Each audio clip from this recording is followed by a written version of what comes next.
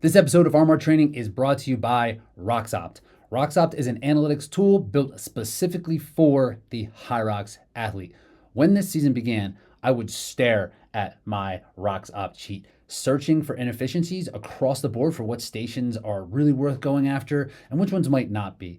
And because of this, I was able to create a really solid plan when it came to my races. And this tool has helped my performance get better over time. So not only is it really interesting, fun to look at, a great way to guide your actual training, but it's a great tool to put into place to help you get the better results that you want for HYROX. Take a look at RoxOpt with the link down in the show notes.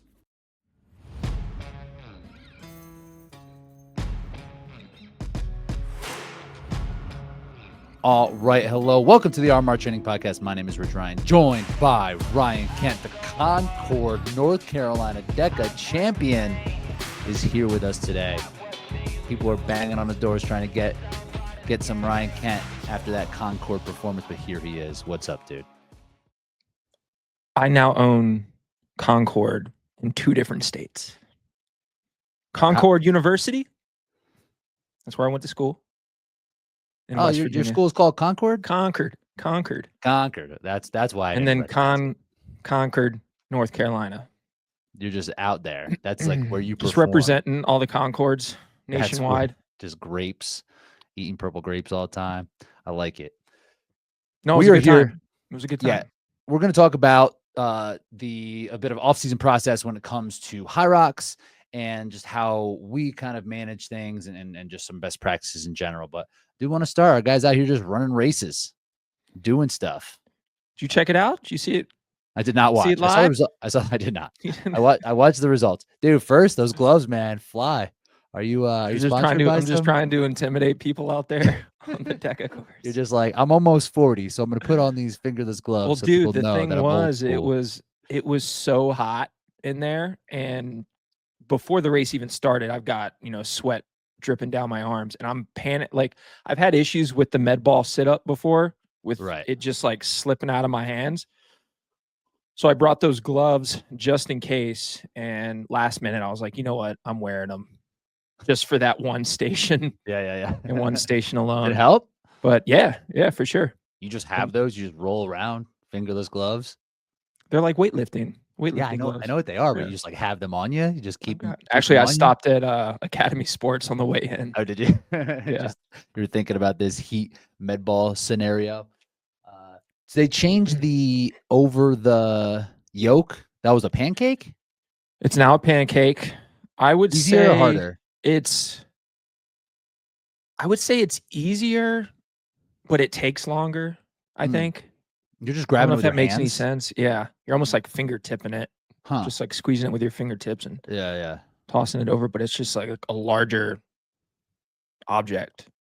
It's like the weight is distributed differently, so it's like sagging, right? So you probably do have to lift it a little bit higher, and if you're not like scooping it, and it's probably harder to manage because it's like weighted funny. Yeah. Yeah, there's a few different changes in DEKA since you've probably last raced. What else? Well, they now put the line down on the reverse lunges, so every time you have to step in front of that line, and you have to stand up tall. You could get away with kind of slightly bent over in the past, but now they're calling out everything. So that station is, I would say, at least 6 to 8 seconds slower than it used to be. Yeah. Just off of the movement standards getting a little more stricter. Let's see, what would be the next one? The bike. Did you have to adjust the seat when you were still doing DEKA? That they did start doing that where everything was just low. Okay, because we used to go around before the race and we would like set all of the bikes to the height that we wanted. To what we wanted, just in case. Yeah, I think it was like that even in the second year in Dallas, where I think they changed that rule then. So I think that's another 5 seconds right there. Sure. And then what do you think about that tank? And then the tank, I think, is a good 30 seconds slower. For real? Yeah. And then I would say Ram burpees are a good 8 seconds slower now because you have to do full lockout. Mm-hmm. So what are you? You're just doing this in your head, justifying? It's like, how can I say that I PR'd Well, here? dude, check this. So I went and rewatched. I got curious because honestly, I was pretty proud of that effort. And I could have gone much faster, but I lollygagged at the finish trying to get Basin to come across the line. He wasn't sure. No, he was like, what's going on here? He was skeptical of that whole scenario. Yeah. But I was like, man, that felt like a great race. You know, like I felt awesome. I felt like I was attacking and just kind of in my flow. So I went back and rewatched the West Palm race where we were all in that one. And coming out of Farmer's Carry, and that's my PR. That's 28:38. Coming out of Farmer's Carry, I was only 12 seconds back in Concord this past weekend. Really? Yeah. So you lost on the 90 last seconds. So between the bike, the over the shoulders, the sled, and the burpees, I think that was about 45 to 50 seconds. Right there. And so then you are doing this thing where you're like, okay, like, I'm better than I've been. Look, I'm not even going to mention the heat. I think the heat probably was twice now. It's the third time you mentioned 20 seconds. At least 20 seconds. You are going to mention it. So if we add all these things together, it's like a 27:50. Truly. I legit think it was like sub 29 worthy on a previous year. I like how you roll. You're like, you know what? So, this 30-20. That's a 28:40, really. Hey, well, I'm glad that it felt good. That's really what matters. These new tanks though are pretty tough, man. They've got it's almost like they feel like you're pushing like a broken shopping cart, like fucked up wheels, and it won't go in like one direction. It keeps like you're going one way, and then the wheels pivot and take you another way. Oh, does the front wheel pivot? No, the front wheel doesn't. Or what would you consider the front wheel? The one closest to you? The one furthest. No, that would be the back wheel. That doesn't move, I don't think. But there's two wheels. There's two wheels that are that you move. Yeah. Because that was always the complaint that you had with the tank, right? Is that you like for training purposes, you can't move it. Can this thing you can like navigate a little bit if you needed to? Dude, you'll start going crooked, like big time. Yeah, the tank back at that West Palm race was just like skidding over top of that was like the fastest sled. All of my best and most everyone, all of us in DEKA, all of our fast times came from courses where we were getting the tank done in like 2 minutes or under. Right. Because we could slide it. My tank in North Carolina was about 2:30. Was it? So that's probably what they want. They want it to be like about that long, I think. Yeah, because the discrepancy was crazy.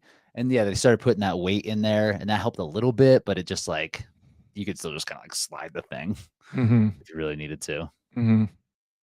But no, I was happy with it, man. Like I felt good. And I did like 2 days before. I was like, I should probably brush up on some of these movements. I haven't done any, so I did just like a one round EMOM through 30 seconds on for each zone. And box stepovers, man, I'm telling you, that's going to be a station that somebody's going to tear their Achilles or something bouncing out of that box. Or landing on someone like where it's like people coming in and out. I'm surprised people haven't busted their ankles.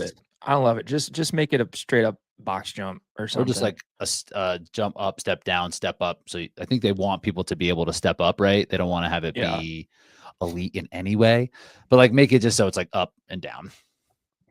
Yeah. Just so you're not like all wonky back and forth. I think I told you that one time there was this event at Wadapalooza. Was I telling you how it was like a run? It was an echo bike run and then like a box step over event. They were wearing a vest and they took the vest off. It was like long-ish. It was like in the mid 25 minutes or something, like mid 20 minutes for how long it took people. And James Sprague, the dude who won the games last year, he was doing DEKA style stepovers on this box during this event, and he murked everybody. Interesting. Yeah, like he was kind of going up and turning and like kind of bouncing, but like he's controlled. Yes, I was watching. I was like, I don't know if he got it from DEKA or maybe someone that told him how to do it was like, I've seen this weird thing that people do, and it's fast.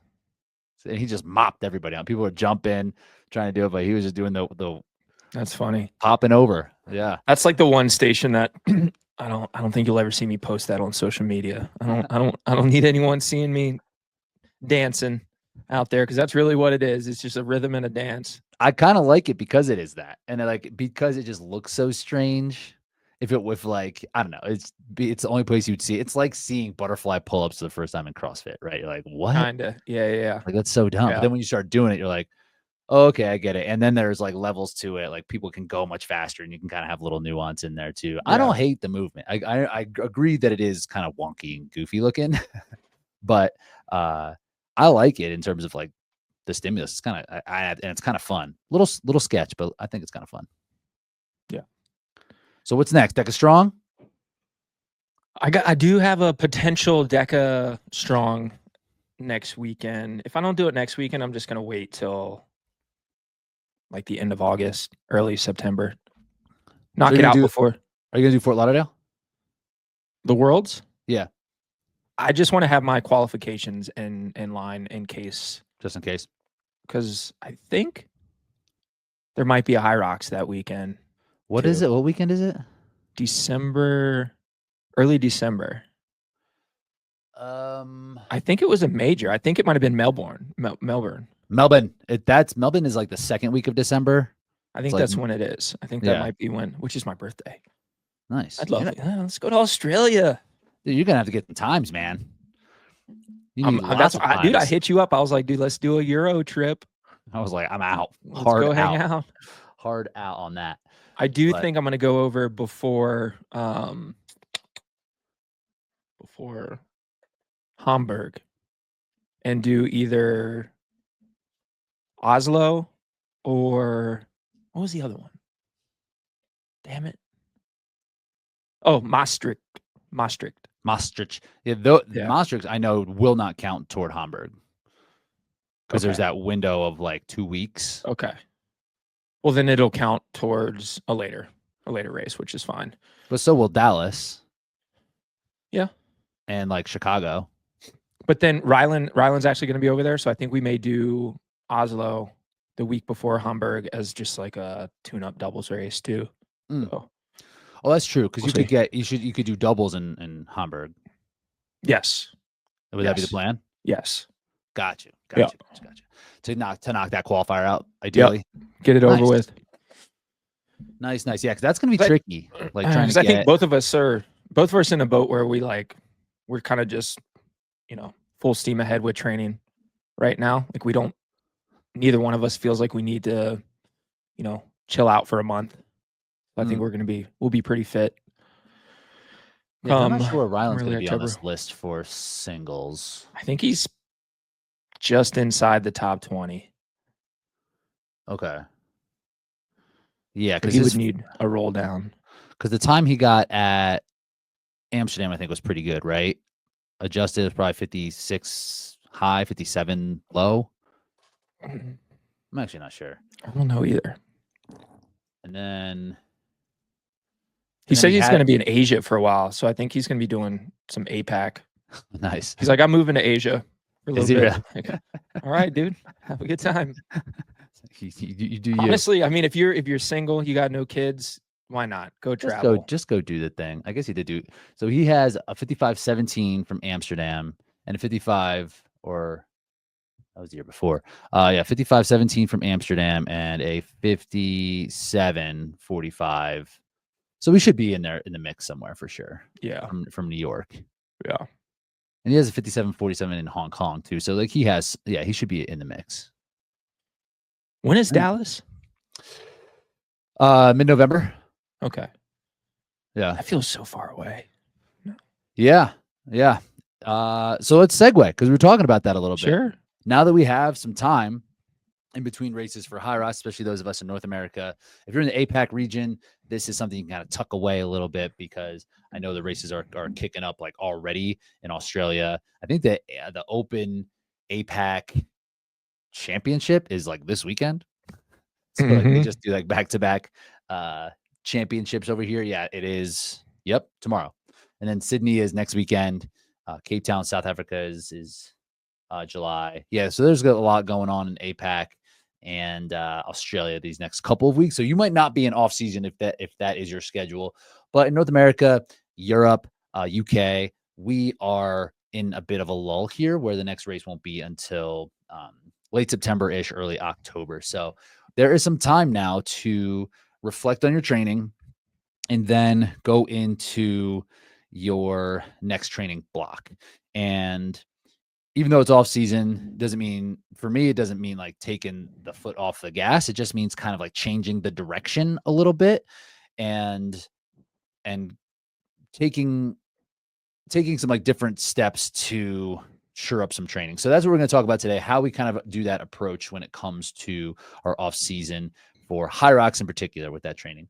So Kent, on your end, what do you think, when do you know it's like time to start training again? I mean, I pretty much give myself anywhere from like 1 to 3 weeks. And then just kind of make a decision off of how I'm feeling. If I feel like I'm ready to rock after a week, then I'll start after a week.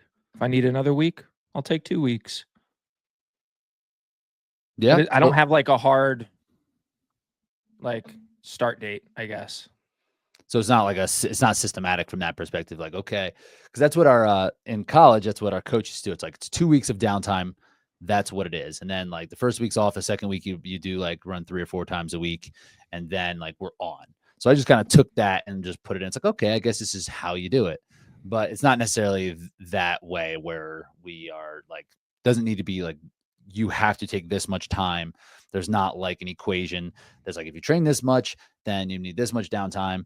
I think you're right. It can be a little bit more subjective that way. It's like how I'm feeling can then lead me in the direction of what I'm going to do for training when I'm going to kind of get started. Yeah. And we're not really pressed for time at this point in the season either.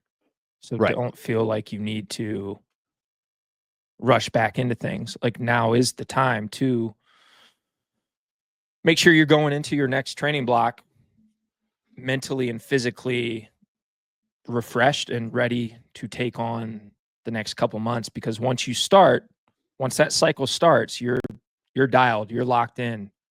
So, you want to make sure you're ready to be that before you start to do it. If you're not ready to dial in and have that structure day in and day out, then maybe you should hold off until you feel like you're ready to fully commit.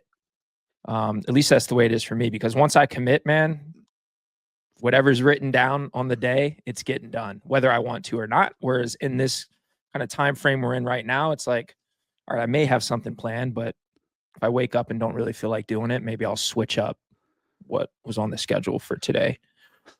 That's a great point, right? You can still train, right? But in terms of like being mentally locked in, that's where it does kind of shift, right? You can still do different things and you can like still work on things, but like the intention, once like the training kind of starts up, should be there. Whereas if you need more time, having something that's a little bit looser that way, if you want to go to a class, if you just want to go run with some friends, if you miss some of the social stuff, or if you're just sick of like the actual workouts, like you can take time just to you don't need to lose fitness, but you don't need to be like super structured, locked in right away. Mm-hmm. How long of a time, I guess, if we were thinking about it, if we want to consider this like an actual block, right?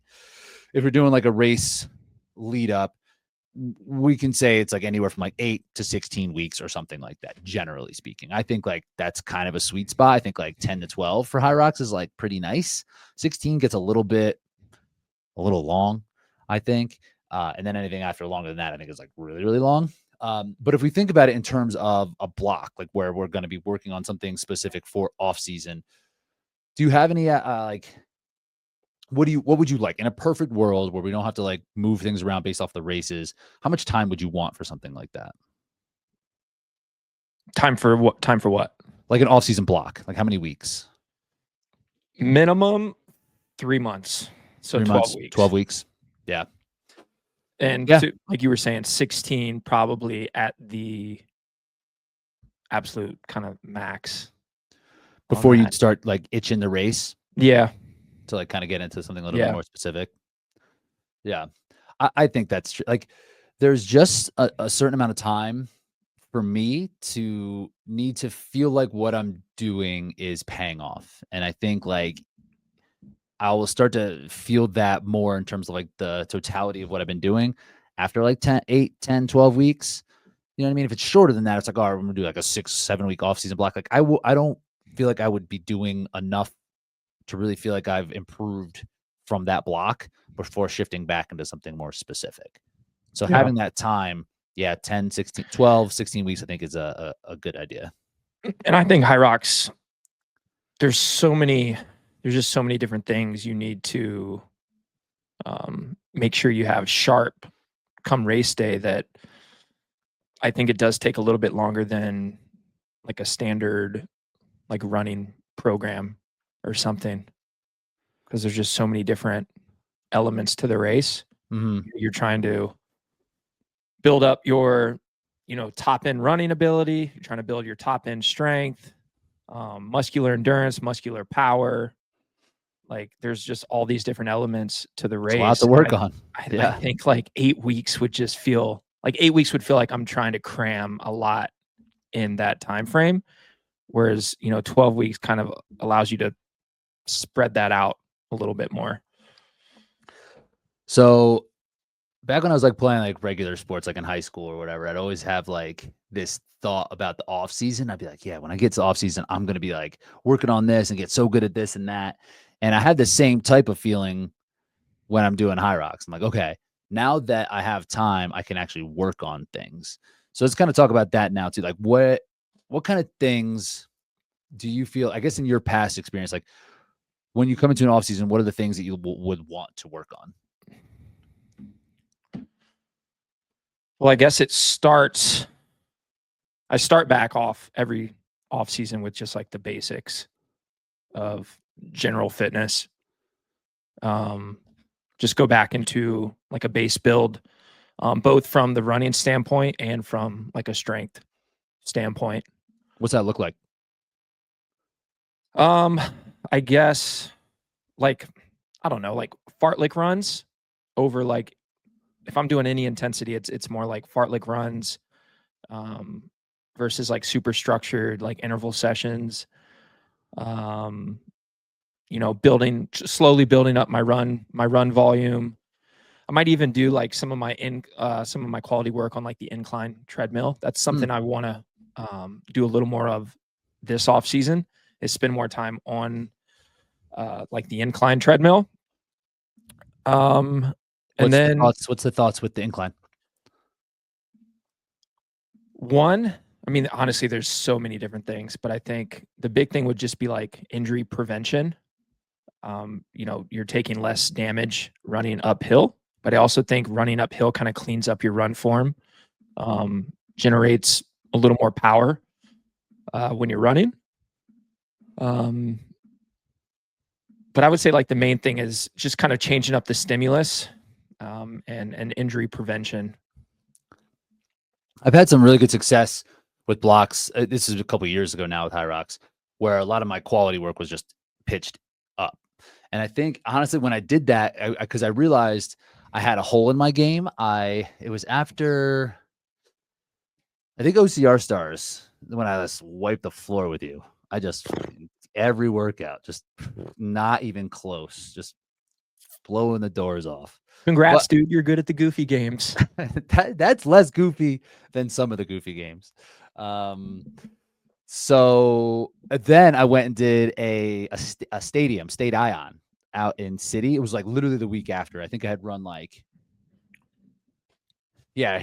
under 15 minutes in. You good, dude? What you got going on over there?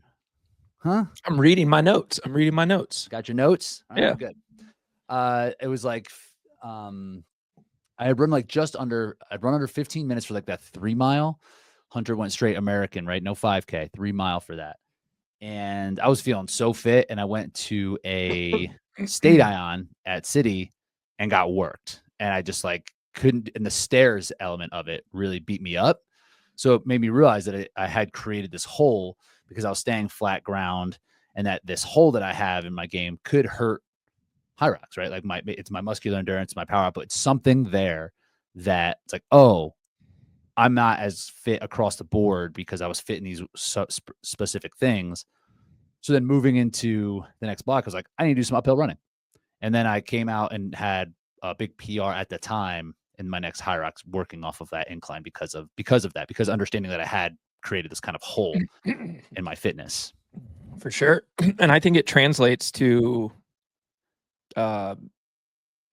just being better on the sleds and lunges, things like that. There's great carryover. Lactate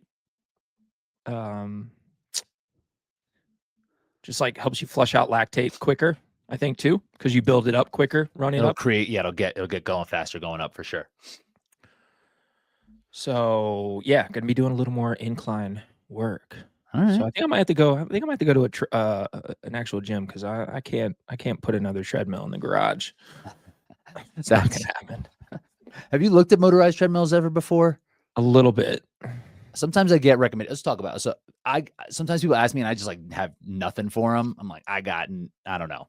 I just use whatever the gym has. What would you get? Would you go incline trainer? For sure. I'd probably get a Nordic track. Just for that crazy steep. I actually don't know if I've ever even been on one. Really? Yeah. I needed one back when I was training OCR because I was living in Philly, but we didn't have it. I didn't have any space to put it. But I don't think I've ever done one. Yeah, just walking at 40% incline is pretty muscular. Yeah. Demanding. Does how is it running flat? It's pretty bouncy and springy. Those Nordic tracks are. What do you mean from like what standpoint? Yeah, like does it feel like a regular treadmill? Does it feel like no? The Nordic track takes away basically like it almost feels like you're running on a trampoline in some ways. Where some of those commercial gyms are almost like pretty hard when you're landing on it. Like that one Lucas had. Remember that one? That would feel like it was straight up cushions. Yep. Like that. It had like suspension. Yep. Yeah, I'm not sure. So yeah, I think that would probably be the route that I would kind of look at.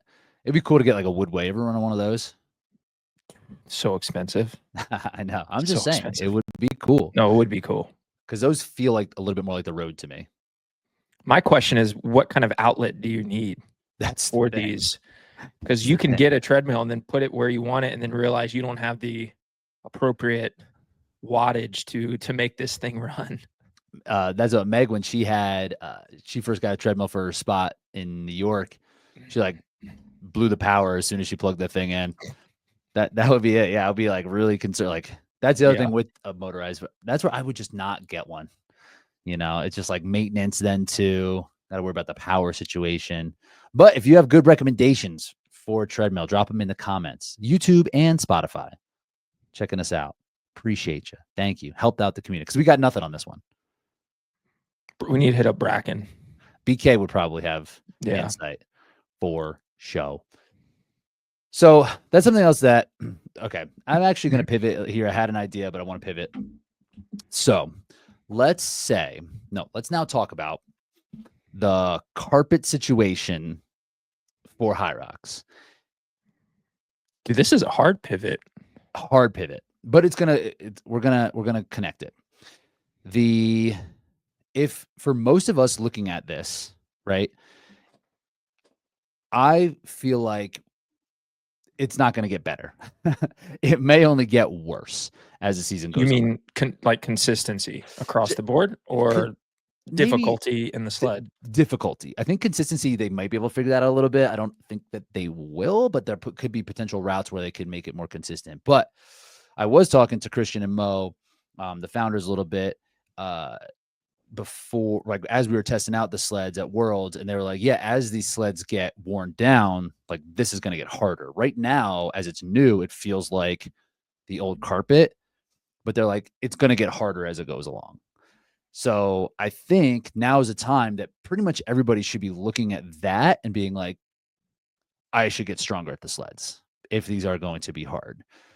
So along those lines of like building your just like fitness with the incline, just what kind of got me thinking about it. How would you then train in this off season train to get better at heavy sleds? Load up the sleds. Just go heavy. Weight. But just make it heavy. Well, one exercise that comes to mind for sled, because I'm actually plugging this into mine, are like Zercher carries. You know what those are? The front, like the yeah. So you hold it, bent you hold at it 90. like this. Yeah, and you're just bracing the way that you would on a sled. You're just doing carries, walking. Not squats or anything. You're just carrying it. Just walking with it. I like that. I'm going to be plugging that in. You can do that with a barbell. With barbell, like it's nice to have a pad for that. It's kind of wonky. If you have an axle bar, that's really helpful. It's a little bit thicker. You can do it like a sandbag too. Or even like if you have kettlebells, you can kind of hold that front rack position, which is also like very bracey in the front and like kind of through your mid back. You could even do like an easy bar, like the thing you use for like bicep curls. 100%. Yeah. So yeah, I'm going to be throwing that in there more. Nice. Well. Yeah. Because that is the problem, right? When we're working on sleds, like we get questions sometimes, like how can I do sled without the sled? And it will be a hard time replicating the upper body bracing that you have to do for the sled and replicating the turnover and the power that you need to have in your legs. So like having something like a Zercher or some sort of like hold up top will at least get you that bracing piece that is really hard to replicate if you're just doing like the C2 bike or jumping lunges or something. Yeah. But for real though, like loading up the sled heavy and just doing like 8 to 10 meters at a time and taking a big rest and then repeating. And another thing for sled pull, I found in this last training block leading up to World Championships where I was up in North Carolina, I was not able to do like the step back technique where I was at because I was on gravel and my feet would slip out from underneath me. So I basically just had to muscle this thing to me, which obviously is much harder. But when I got to the race, I felt like I had so much just like snap and ability to pull that I just haven't had in the past. So I think doing sled pulls where you aren't walking backwards, where you're standing in place and, you know, basically using force to get the sled to where you are at. Yeah, I love that. And you can do that 2 ways, right? You could do it, yes, not walking back, but you can use like your hips and the explosive motion and kind of pulling like a horizontal row, or you could just go straight up arms only. And arms only would probably translate a little bit less, but like the strength you can build, like your forearms and hands and for sure, and your lats, just doing arms only will definitely translate. It will make you stronger for sure, but it's hard. I like the former more than the latter. You're doing, because that's a little more specific, and you're going to be able to get your hips and move with a little bit more speed. I agree. I think that'd be a great one, especially if it is going to be an issue with this carpet. If the carpet, say, is more slick, right? Because I think that could be an issue as well. Like as it gets wet or like sweat on, like it might be harder to grip that actual turf. And I feel like with penalties popping up, like people aren't taking advantage of the entire box like they used to. You know, I got a yellow card on, I think, my second pull at Worlds. So from that point on, I was literally pulling and just doing like 2 to 3 steps and then pulling. Yeah. So it's like we're not walking back a ton anyway. I know that's reasons, but I got a yellow card on my first pull in solo race, and then I was like literally like head behind my shoulders trying to find that line. And it's like it's not as great of a position, and it's just like something you have to worry about. Yeah, so if you're leaving like whatever 6 inches on each pull, that's going to add up to like 3 or 4 feet by the end of each length. You know, so I think that having the ability to use your hips, use your arms, I think is a good call, and also loading up the sled. Something I would recommend is I found even during training, if I'm not wearing the appropriate footwear, it will limit how heavy I could move the sled. And I think you do this too. So like putting yourself in the position to be able to move the sled as heavy as possible in training, even if the race day, like say you pushing in like literal turf shoes or whatever has the best grip to move that sled, that's going to help you get stronger than like, you know, using your running shoes and like you're slipping out a little bit. So like I do train the sled with like the best footwear so I Yes. can move the heaviest Sure. weight, Yes. you know? So Yeah. even if it's like harder on race day, you're still building the strength that you need, because if you're not having the footwear, you're just like not able to go as heavy, it's just gonna be worse. Are you going to go heavy on sleds and things here in the first like month of your off-season build? Because I've done that in the past, but I think I'm going to snake it this time, where I start actually doing like more endurance and higher reps, and then working towards overall strength and power, and then coming back to higher reps at the end. So You're thinking of it more from like a run progression type of thing? like, yeah, like, so for the first month or so, I'm probably like, all of my run quality workouts are basically more, sure, they're going to build fitness, but it's more for just like cleaning up my stride, like mechanical efficiency, and like for the stations and heavy lifting, focusing more on just like movement quality, Mm. and like reinforcing some of the movements, and then building into heavier stuff as we go. Yes, let's touch on that next, because yeah, I do have thoughts on that, and I think that's a good idea. Generally for the sleds, what I've been doing, it's been more of an undulated progression. Like I will just work all of it like Yeah. throughout. Like Yeah. I'll be like, it's like I haven't gone heavy in a while. I'm gonna go super heavy, and I haven't gone fast in a while. I'm gonna go fast today. I haven't done a ton of reps, so I'm gonna do a ton of reps today. So I kind of been undulating things, just based off need is kind of how I've been doing it. So I'll probably stick with that, because it seems to be working. I don't know if you saw my sled push. It was amazing. It was really How'd good. How'd that run go? I think here's my strategy for next season. I'm gonna get on purpose a 30-second penalty after sled pull, Okay. and I'm gonna Take a be little like, break. I'm gonna be way better off. I should have just stopped at where I should have just like I should have just been like, I'm gonna chill out here for a little That bit. might have there might be a situation that presents itself where that actually works out for the athlete. I feel like I should do that, but I would just feel so stupid doing it. But I think Yeah. I think I might just try. It works in doubles. I take rest in doubles and feel great. I'm just gonna start taking rest during singles. Or just like walking out Yeah, of the rock zone. it could be like a little rope 30-second walk. situation too. Yeah, it could be like, oh man, he's chalked. It's like I'm just resting. No, it's strategy. I'm just because I was having a conversation over on Race Brain. I was on this week, and Matt Mason was saying he thinks that that's an advantage to have a penalty where you're like are like have like needing to rest. And I'm like, you could just rest during the race. Like it's not an advantage, Right. to be told to not go. You could just do that. So I think I'm gonna. I said, I think last week or the week before, just put everyone in plank positions. You got to hold planks. That could work. That could work. Yeah, let's just make this thing goofy. What would goofy games do? Tug of war. There's one person you have to do a tug of war against.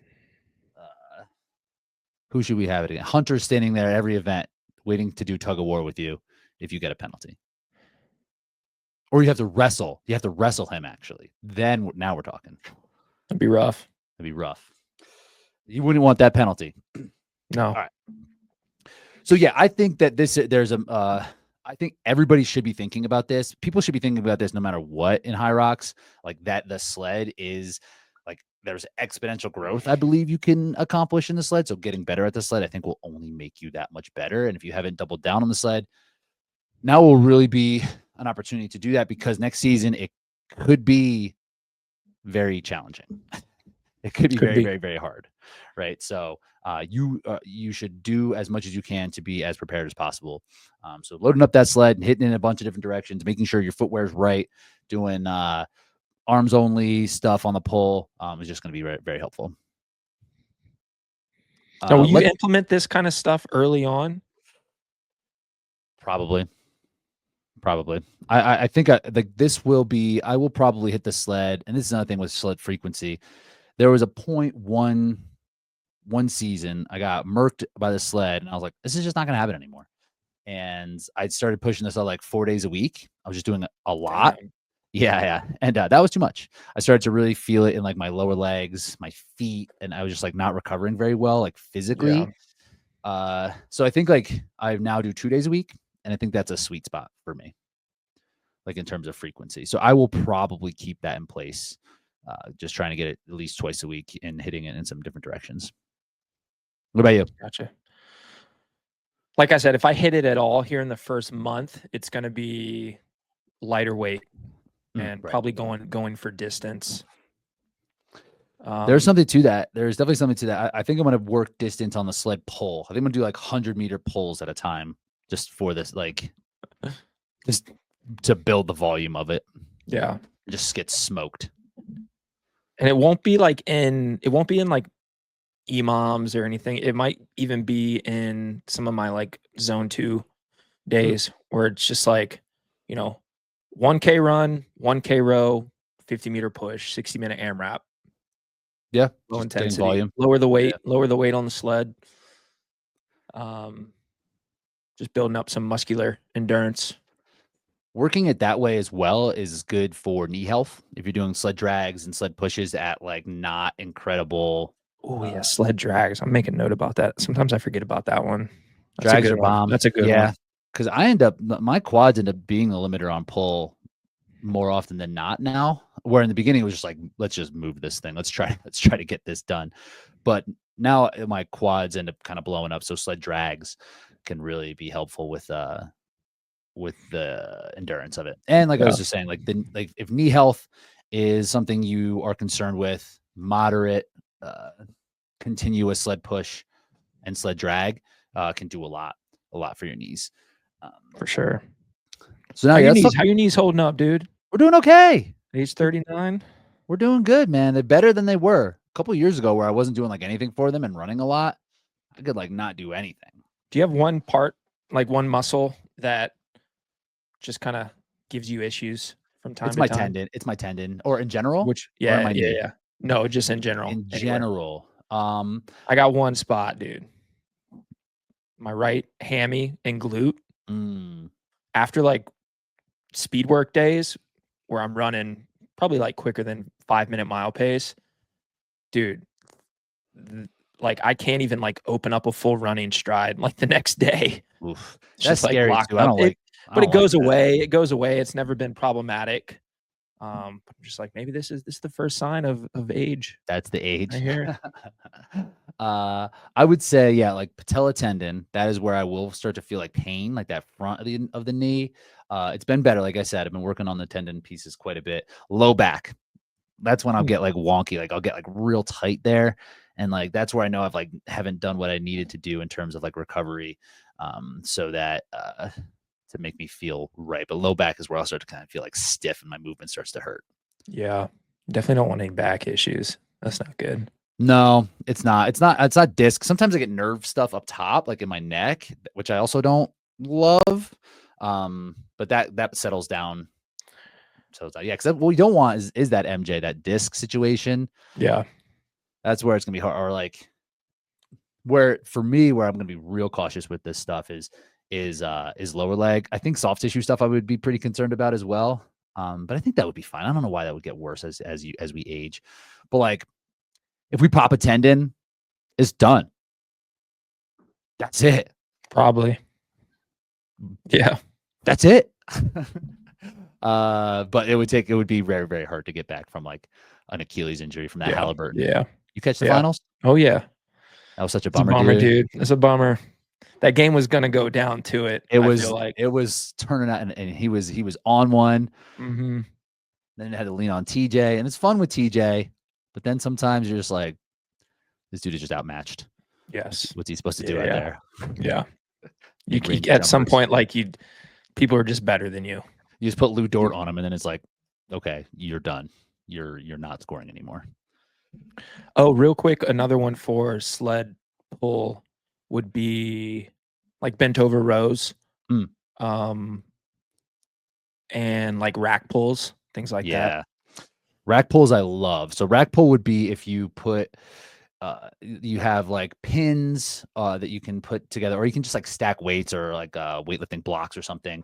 But basically, you're pulling from your knees. The deadlift part, and why I love this so much for sled pull in particular, is sled pull, like the forces, they're not vertical, right? So when we're doing a straight deadlift, it's a lot of just vertical forces, and it's just like straight up and down. Like the weight's way out in front of you, so it's horizontal. So that first like drive down, like it is helpful to be able to drive down, but it's not as important as that opening of your hips. So when we're doing pin pulls or rack pulls, it's all opening of your hips, and you can go way heavier. You can go way, way heavier. So they're actually kind of fun because you're just like, let's stack this up. Let's move it. Do you have pins on your? You do have pins on your rack, don't you? Yep. I need to get something like that. I just have that little wonky rack, so I can't be getting. I don't got no pins for it or spotter arms. So the movement quality. Let's move into this a little bit because you touched on this with the sled, which I thought was smart. And I think off season is a really good time to address this, and kind of how you were kind of working your way through. It's like getting better at the quality, being able to load it up, and then for volume, and then working on speed. I think this is a really important time to work on those things across the board. I guess if you were to like put a priority in terms of, let's go back and forth and pick like a movement that you think someone should really need to work on the most, or where they should kind of put priority, or like what you like to do in terms of like movement stuff. You go first. I'll go first. So I would say now's a great time to kind of work on squat patterns, where if a lot of like wall balls are hard, right? They're just going to be hard. And if you're moving less efficiently, then it's going to be exponentially harder. And a lot of times in HYROX, athletes are catching the ball, and it's like, as they go down to the squat, things are kind of tipping forward, and they're going to have to move back and up. And there's a variety of reasons why, in terms of movement. It could be your calves, which is something you've worked on to improve. It could be your hips. It could be your back. It could be your thoracic. Something up and down the chain that's not allowing you to drop straight down into your squat. And when you get this better movement quality and you're moving like directly up and down, you're able to utilize your like elastic response in your tendons a little bit more. And if you're moving back and forth, you're just all muscular and slowing down the ability to kind of spring back and forth. So I would say working on squat patterns by elevating your heel is a great way to kind of get into that proper position, and then just doing specific mobility work to help alleviate whatever you got going on. Like if that's in your hips, we both use that GoWatt app.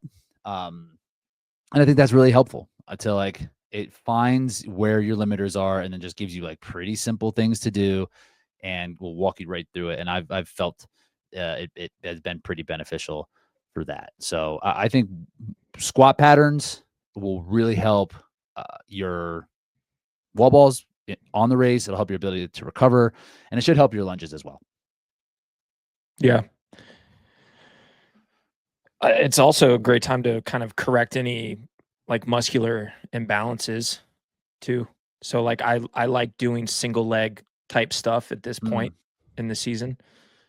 Reverse lunges, walking lunges, even like when I'm doing upper body strength, maybe I'm alternating one arm at a time when I'm doing like overhead press or something. That way you can't really use the other arm to help out at all. Like it's just one arm at a time. I think that's smart. Alternate. It kind of goes back to what I was saying before. Like if we are just being very specific in HYROX, it's just like all of our stuff is just HYROX. You can create holes because we are just like very set. Like even though it is a broad spectrum of fitness, it's not everything. Like we're not doing like unilateral stuff where we are just like singular on each side. Like, and you can create a hole. You can create a compensation because you are just doing the same stuff over and over and over for whatever 8, 10, 12, 16 weeks preparing for an event. And then you just like do it again. So now is the time to work on those things to help the balance of each side, because like there might be some holes there that you're not really feeling because you're able to do all the HYROX stuff, which is like pretty low skill and like not necessarily needed for all that. For sure. But I mean, it goes into like things like farmer carry. I might program farmer carry and we're just going to walk slowly 50 meters and rest like 60 seconds and just focus on good form, good posture, just cleaning up all the things that you kind of let go there at the end of the season when we're trying to do everything as fast as we can. Let's just get back and learn how to do these movements at a very basic and elementary level. Yeah. I agree. Cause like, especially in those back movements of when we're talking about wall balls, lunges, farmers, even row, burpees can be this way. We're just tired. And if you're always doing it and you're like, I need to get better at lunges while tired, then you're just doing them while you're fatigued. And you just like end up moving like poorly. Not well. Yeah. So that I think is really smart. Like taking things slow, making sure everything, like doing workouts for quality instead of like for time. Yes. Yep. I like that. Something else I would really recommend people do is work on their run form. I think now's a good time to do that. Pretty much everybody we talk to, mostly in the RMR app, in our community, they're like, we need to get better at running. And it's like, for sure. Like that's everybody in HYROX can benefit from getting better at running. And you can get better at running by doing more running, for sure, by doing more like speed work, for sure. But I think the best way to get great at running is to work on the mechanics and to work on your form and to clean that up. And essentially it's going to that'll just raise your ceiling and what you can do, what you can recover from, how fast you can actually do the training. So working on your run form and just general efficiency pieces, I think is really helpful. In terms of run form, there's just like so much. It's like hard to have like blanket recommendations. I would probably just seek someone out, just like go somewhere. And if there's like a professional who does like biomechanics, or if it's like a PT in your town that is like more run focused, they can help you with that kind of thing and just give you some kind of cues for you personally, because it's just like so different from each person.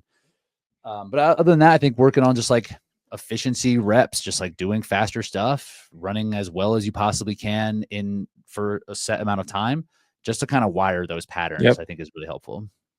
Some drills too. Drills. Yep. A skips, B skips, high knees, butt kicks, all that stuff. Skipping along the coordination of it. Yep. Because like we said, with the other movements, as we get fatigued, and I see this a lot when I'm watching people train, it's like their first run, how they look, and then like their second run after they've done something, it's just like night and day, right? And like it's like, oh, okay, when you get fatigued, things kind of go back to it like regresses to what you do the most, right? So if you can just run well more often than you don't, when you get fatigued, like you won't suffer as much in terms of like this form regression.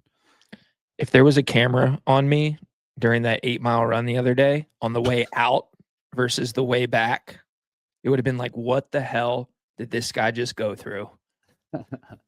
That may have been off air. Wasn't we talking about when you almost got heat stroke out there? Yeah. Form was all terrible, man. I mean, just literally crawling. Yeah. It was getting on the grass. So bad. Yeah, so that is something else I would really recommend people do. And for the same type of reason, right? If the time that we have allotted for training is limited, and while we have a race coming up, we want to maximize the amount of stuff that is going to help us perform it from a fitness perspective, it's going to be hard to like carve out time to do drills, right? It's going to be hard to carve out time to do run form stuff. But right now, like it's going to matter. It's not going to feel as good. And it's going to be like, man, I hope this works. And it is like, it takes a long time for it to come along. But if you put dedicated practice for like 2 months, 2-3 months, like you will see a significant improvement, but you have to dedicate time and focus on it. And now is a good time for that. That's why I don't love going into super long, grindy tempos or intervals like super early in the plan. I like those fartleks where maybe it's like 30 to 40 seconds on, 90 seconds off, and we're just focused on running with great form for those 30 to 40 seconds. Plenty of recovery, repeat. We're still getting some sort of, fitness boost from the workout, but like the big fitness changing workouts are going to come. But I like those more like short based mechanical fartleks. And if you don't want to do it in a fartlek style, you could just add on strides at the end of your easy runs, 4x, 5x, 20 seconds. with, 90 Perfect seconds form. rest. Yeah. Like you may say, oh, I don't need 90 seconds rest. Well, this isn't a workout. It's not This a is fitness like builder. Yeah. Right. We're working on the skill. So 100%. I love those, like having like the short bouts of running that where you are focused on. And one thing to just to mention on this, when you're doing like the short bouts of running, there's a difference between like sprint form and distance form. And if like you're doing these short bouts and like all of a sudden you're a sprinter, like you're high, like hands, like high knees, and just like driving because you played soccer or baseball or whatever you played where you sprint. When you go fast, you are a sprinter. That's not the same form. So like I like to say like go as fast as you can while in your distance stride, which can be a little kind of like what, but like you can't change your mechanics that much because we're doing a different thing then. It's probably, around 5K pace. Yeah. Yeah. Like maybe a little faster. Maybe mile pace. Yeah. Maybe if you're like efficient. Yeah. Yeah. But like if you're doing like 200s at 200 pace, like you're probably going to be like really pumping and like moving way out in front of yourself or just like driving through the ground. It's a stride you're never going to use anyway. So no, maybe in that, just like that Tim Vinish, he's probably using it. Yep. In those first like 100 meters. Sure. He goes hard there. Is it Vinish or I thought it was Winish? Winish? Probably Winish. Okay. But I thought German, someone leave the comment. Hit us with more comments on this too. Yeah. What was the other comment we prompted? Treadmills. And if Tim, the world champion, pronounces his first, the W in his last name like a W or like a V. Because a lot of Germans, it was V. It was win. Tim win-ish. He was winning. He was double. He won-ish. Won-ish twice. But I thought in German it was like with a V. See, this is what we got to do. This is why going to Hamburg, I'm going to be out there like trying to order coffee. We couldn't do it. Walk into coffee shops, be like, just pointing, hoping. Like, you speak English? I think that Sprechen Sie, or that's something. That's something I forget. Germans, let us know. Let us know in the comments. Just don't even. We're not going to learn anything. We can't. It's impossible. I got to get back on my Duolingo game. All right. What else? How long will you stay in this first phase one of the, your off-season prep? How long will that last for you? Like phase one meaning? Just kind of like the foundation phase before you kind of move into just like more demanding stuff. Yeah. Kind of broad, me personally, not long, because like that race in October is like kind of soon, right? So I kind of got to get to work on some like of the 2 weeks, 3 weeks, a month, 5 weeks. I don't know. I'm probably gonna try to like mingle it together for like 8 and just kind of sprinkle in some like the quality work. One thing I am doing is I'm moving, and I think it is last offseason, maybe 2 off seasons ago, moving into a 10-day cycle instead of a 7. I'm doing 9. 9. I'm gonna do 9. Yeah. And that is a really helpful way to get in this type of work or other type of work without needing to remove other things. And we're really not bound by like, it's 7-day cycle just fits the modern like human being like time frame, just because like we work in these, like everything is 7 days. So like everything can be like predictable. So when you move off of it, it becomes less predictable. So it's a little bit trickier because you're like, oh yeah, I just have this all mapped out. And then all of a sudden it's the weekend, you have like a quality session, and then like you have a barbecue to go to or something like that. And right. It's like, oh, if I did this every Tuesday, I know what my Tuesdays are generally going to be like. So that's what makes this a little bit harder. But it's a way to do more things, still having your rest days, and you're not losing too much time. So that's what I'm going to do. I'm going to stretch it out till a 10. So you take one rest day every 10 days or still do one rest day a week? So, yeah. So like actually what I'm doing is probably more like a 30-day cycle, because when I was thinking about it, I was like, I don't want to lose a rest day. And I was taking 4 rest days a month. And if I go to a 10-day, I'm only going to take 3 rest days a month. So I didn't want to lose that. So my middle 10-day, I'm taking 2 rest days in that middle 10-day cycle. Nice. So like it's actually kind of like a 20-day cycle, I guess, then. Because it's like if we're being semantics, like what it actually would be and then what it would be repeated. I'm more doing like a 20-day cycle for that. But I'm just like replacing one aerobic day with a rest day or something. I think now's a great time too to have rest days in the plan. Like we don't need to be training all day, every day, for weeks and months on end. Like always is a good day. Always is a good time to have a rest day. I'm on that team now because we're old. I was doing that for a minute, and then here in the lead up to Worlds, I think I went 3+ weeks without a rest day at one point, and when it came, I was like, "Oh, thank God, thank God." But yeah, one rest day a week. It keeps any injuries that may be popping up at bay, keeps you a little more mentally, physically fresh. It just makes me, the mental part. Just I look forward to what I have to do the next day. Now I'm just like, I'm not just grinding through everything. I'm like coming at it with like some vigor. Vigor is what's tenacity. happening. Yeah, when I take that rest day, tenacity happens. So that was my high school coach, man. He used to use that word. Tenacity. Tenacity. Would you know it? Would you know what to do? Oh yeah. Would you be like, it's time, or would you just make fun of him? Nah, it would hype me up. It would hype you up. Yeah. When I was coaching high school, I would say like this one thing. I just like stay smooth. That was what I would cue the kids to do, and then they started making fun of me for it. And then I got like real pissed at them. I was like, "Yo, this works. So if you're gonna make this a joke, you guys will stay mediocre." So I was like kind of mean to those kids. I was a fiery young adult. What else we got? I don't know. So I like that we touched on ways to kind of move around. Like the movement quality, I think, is very important. I think the broadening the fitness is something that we touched on. I think that's very important. Being able to understand that you can kind of play around with the sequencing, like how we just touched on, I think is also like, it's not critical, but it's something worth exploring. Like there could be a better way for you in terms of how you sequence your training.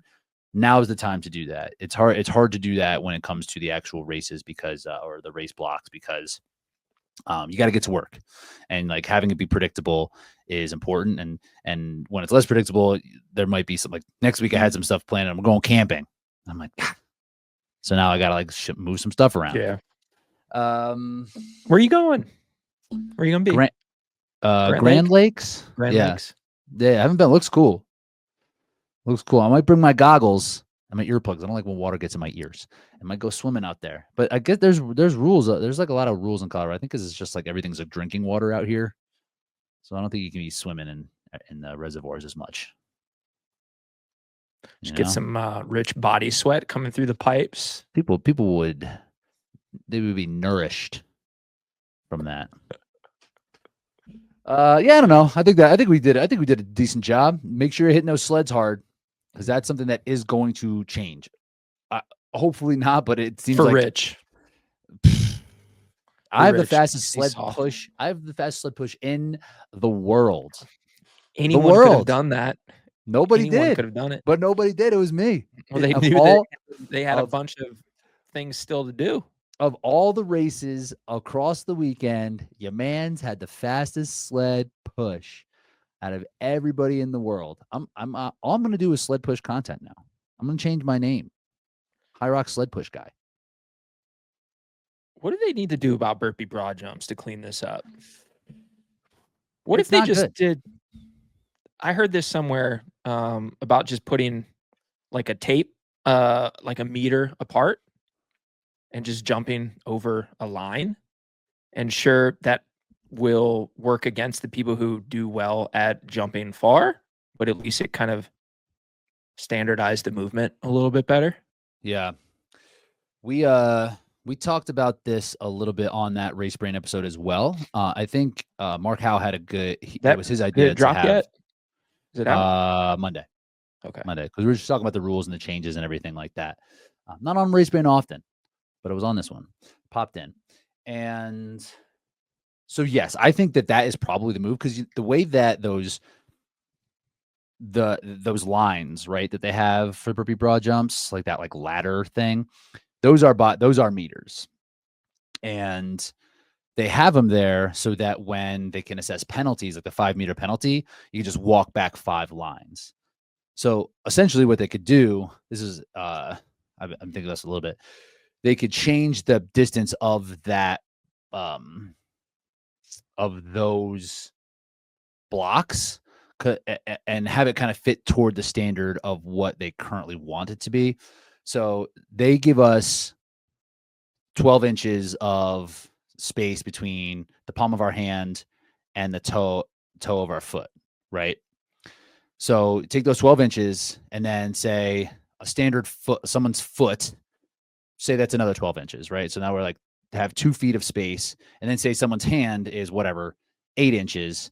So now we're at 32 inches of space. So just make the blocks like that. Change the size of those blocks to make it what the standard kind of is already, and just kind of like average it. And then, yes, you jump into a block and you can operate, and your hands can operate in that block however they can, but you can't step over that line, and your hands can't go past that front line, and your foot can't go past that front line on the jump. Right? Would that make sense? I think I'm following.